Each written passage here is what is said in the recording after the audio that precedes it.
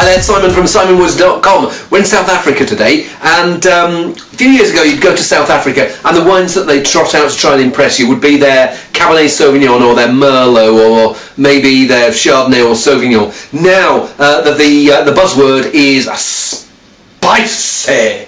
So I've got 6 spicy reds and different definitions of spicy. So I've organised them in a strange order. I've organised them by alcohol and then within alcohol by vintage. Trouble is, 5 of them are 14.5% alcohol, so I've only got one that's 13.5% alcohol. So I'll start with that. The Raptor Post. What's the blend here? It says Tulbagh Mountain Vineyards and TMV. That's what TMV stands for. Syrah Cabernet Mourvèdre. Bottled, unfined and unfiltered. Unsullied by human filtering. It's funny, I've just been tasting some Californian Cabernet Sauvignons, and if you plonk this in the middle of them, I don't know whether it's the Cabernet that's talking here, but there's this juicy, rounded, rich berry character, and it's the Cabernet rather than the Syrah and the Mourvèdre that's doing the talking on the nose, certainly. Maybe there are a few earthier, spicy hints underneath there, but yeah, it's the Cabernet that goes, woo, hello. Oh, I like that a lot.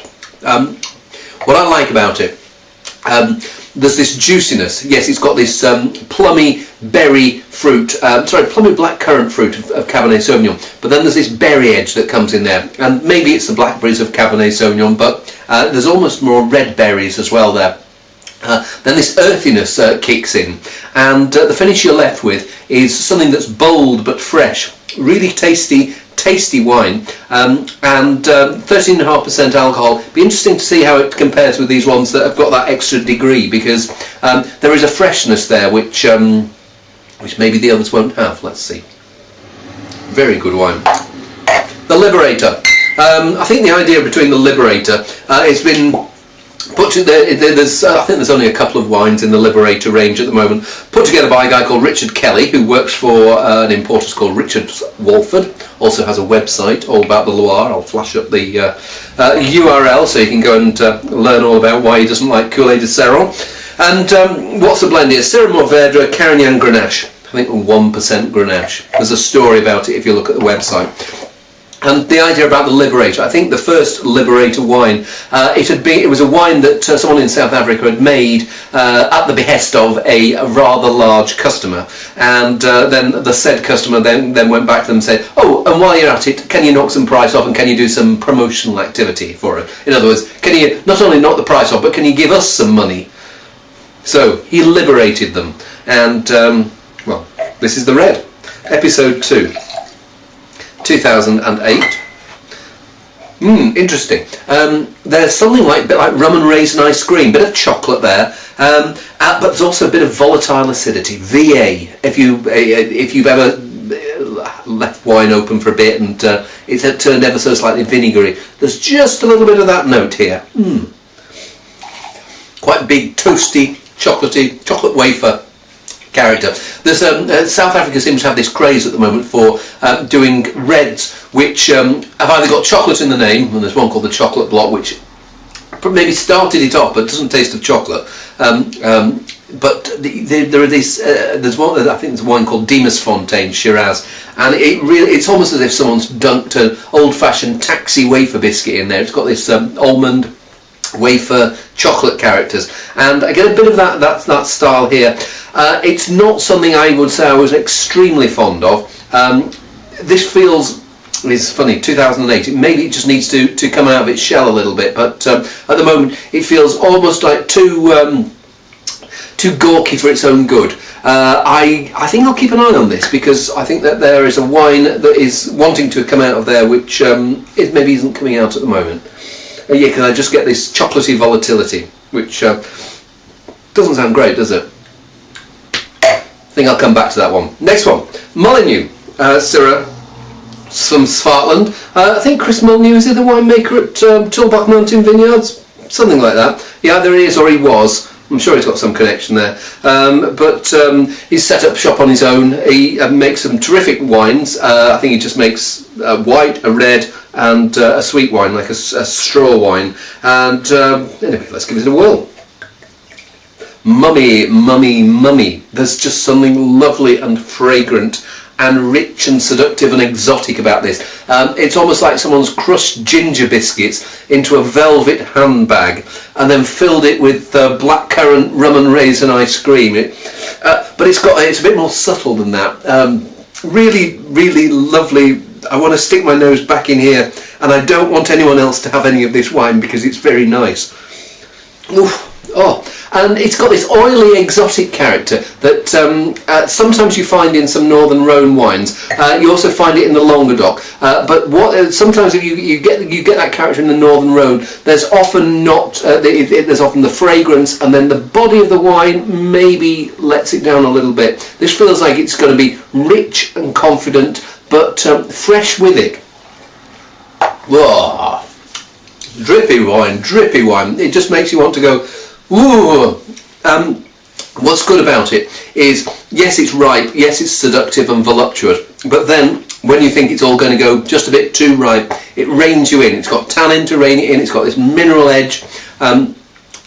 Something almost like the floor character that you get in Fino sherry. That yeasty nuttiness. There's something of that there as well. Sometimes get that in white Burgundy. It just feels rich but refreshing and classy and very, very Moorish. And yes, some wines goes to the neighbours, that one won't. Let's just put it that way. Let's see whether Kevin Arnold can do something that's as good. Kevin Arnold is the winemaker at Waterford Winery, and so this is Waterford's Kevin Arnold Shiraz 2007. It's a taller, straighter Bordeaux bottle. Maybe that means it's trying to be more serious. Actually, the Mullineux is blah. Now, chocolate. This is where we get to, I was talking about chocolate with the Liberator, and we're into that chocolate wafer character. And I don't know whether it's the barrels, whether it's the toasting of the barrels that they're especially pursuing that style, but I'd stick my nose in there, and it smells like taxi biscuits. Or do you remember Bandit? Try a Bandit, my friend, if you know it's good for you. I'll try this. It might be good for me. There is fruit there. There's this dark fruit, forest fruit, but it's that chocolate wafer biscuit that comes to the fore. Looks a bit pedestrian next to the Mullineux. It looks bolted together. There's nice oak, there's nice fruit, there's nice this, there's nice that, but it feels like it's been made by a bit of a control freak. The Mullineux has just been allowed to go. This one just feels too correct. It feels a bit too pressed jeans. You know, people have got creases in their jeans. A bit too creased jean wine. Hey, final two, Lammershoek.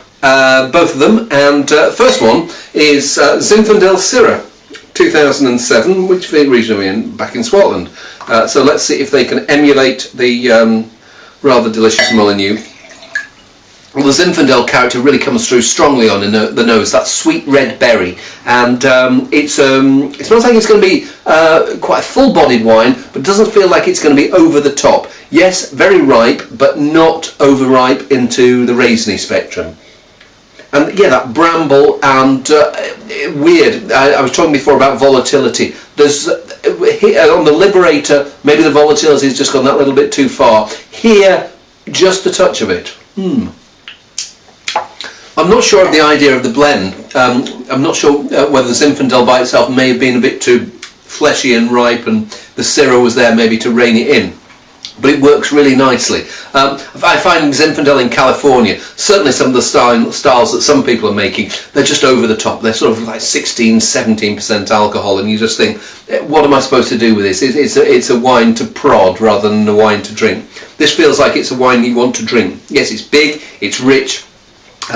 You almost need half a wildebeest to calm it down. But the finish I'm left with is fresh. There's this, I don't know, it's the Swartland terroir talking, but there is a cleanness about it. There's a freshness and a purity on the finish, which often those Zinfandels don't like. They just go too jammy. And so I think they've done a nice job there. Not a great job, but a good job. Right, final one. Roulette from Lammershoek Swartland. What are the grapes here? You know how you have these things that says SGM, Shiraz Grenache Mourvèdre. Well, this is Skgmv Syrah, Carignan, Grenache, Mourvèdre and Viognier. Again, there's just a little hint of volatility, but and again, it's just on the right side of acceptable. Lifting the flavours, and the flavours are quite rounded, full, fleshy and plummy. Not as sweet and forward as the Zinfandel one was. Feels like it may be a bit more seductive, maybe a bit more complex. Better? Shall we see? Full, generous, rich. Bit more chewy, bit more backbone than the Zinfandel Syrah blend had. Maybe a bit more earthy mineral character coming through. And again, what I like about both of these is it's that thing about sweet flavour, dry finish. Sweet finish for me is, I don't want something that leaves my mouth full of jam. So these do it the right way. They sort of big and then they taper. I don't mean they taper, fall off, but I mean the finish you're left with is refined. Yeah, good. Again, good rather than great for both of those two. I marginally prefer the Roulette maybe, but for me, the two that stand out are the Mullineux and the TMV, the Raptor Post. There's an elegance and finesse despite their full-bodied character that I think works really nicely. And the Liberator, I'm going to come back and see whether I like that. Kevin Arnold, get some muck on your jeans. See you soon.